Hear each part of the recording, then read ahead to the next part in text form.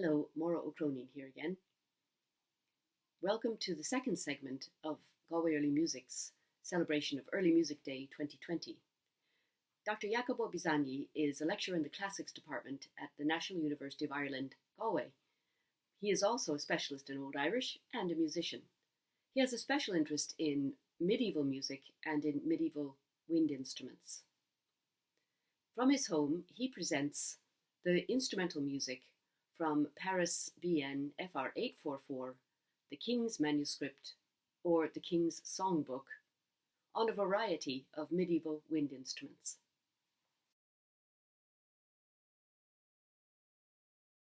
Hello everyone, my name is Jacopo Bisagni. I'm a member of the organizing committee of the Galway Early Music Festival. In spite of the great difficulties caused by the coronavirus crisis that we're all living through, I thought it might be a good idea to celebrate, nonetheless, the European Day of Early Music by playing a few tunes from a source, a manuscript that I'm particularly interested in. It's the shelf mark is Paris Bibliothèque Nationale de France, Français 844. It's a manuscript better known as Chansonnier du Roi, or Manuscript du Roi, the King's Songbook or the King's Manuscript. It is indeed mostly a songbook, a collection of troubadour and trouvère songs. The bulk of the manuscript was written down towards the end of the 13th century. However, around 1300, or possibly at the beginning of the 14th century, some anonymous scribes decided to note down 11 instrumental pieces. This is indeed probably the earliest collection of instrumental pieces that we have from medieval Europe. 2 dances, 1 nameless tune, and 8 estampis.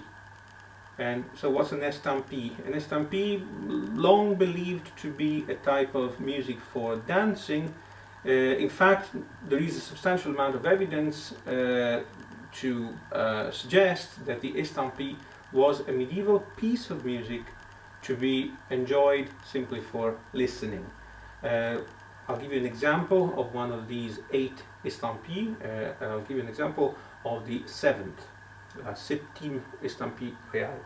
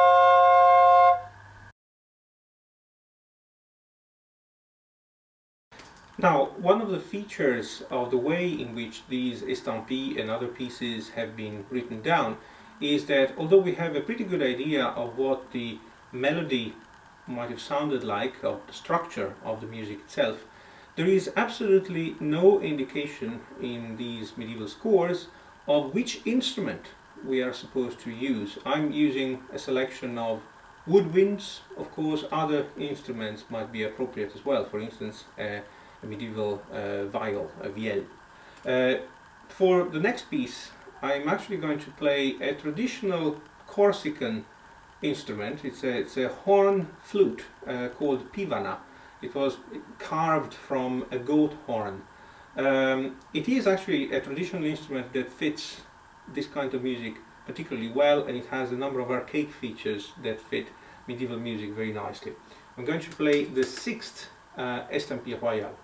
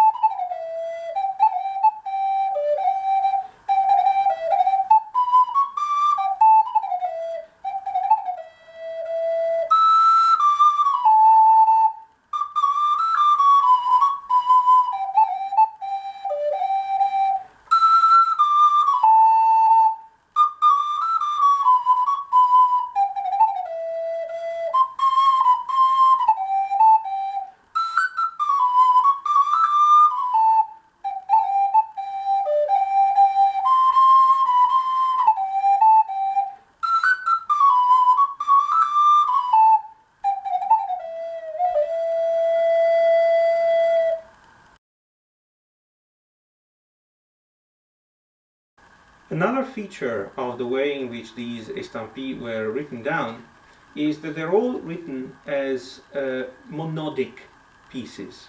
There is only one melodic line. Okay, this is the way in which they are written down in the original manuscript. Okay, it's one single line of music developing in several parts. What I've tried to do for the next piece, which is the famous fifth Estampille Real, is to play with a certain degree, a limited degree of polyphony on this double flute, imagining the kind of fourths and fifths that might have been used if, for instance, an accompaniment of a second instrument was present, accompanying the main melody. So this is how a slightly polyphonic version of the fifth Estampille Real might have sounded like.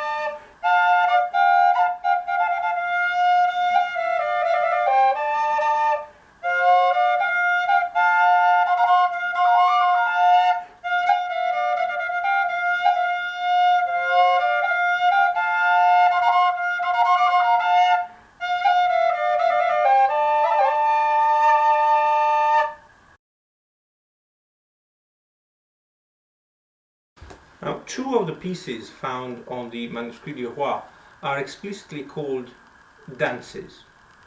We don't really know how people in the early 14th century danced to these tunes. And to this we should add the problem that the original scores in the manuscript don't give to the modern performer any indication of the tempo, the speed at which we are supposed to play. So I'll play the dance, the piece that is just called Dance in the Manuscript du Roi, on this medieval bagpipe. I'll play it twice, once very slowly and once more quickly, to give it an idea of the kind of different interpretations that modern performers can adopt when dealing with this repertoire.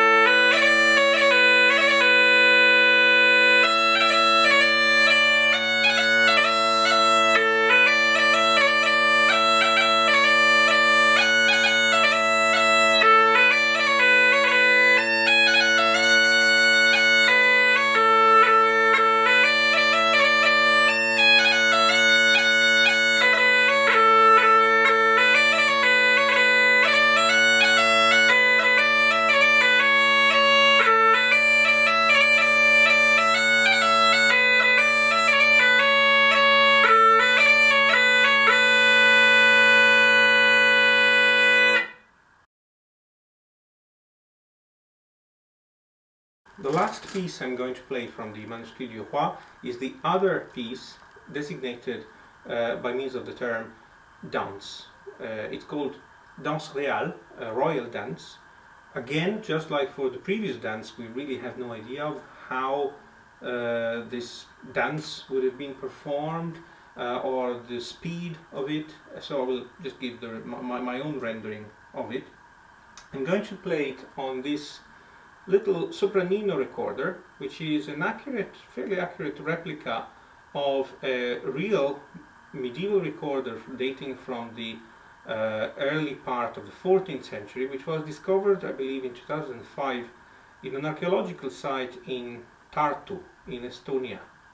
It's one of the very few surviving medieval recorders we have, and the one they found in Tartu was practically intact.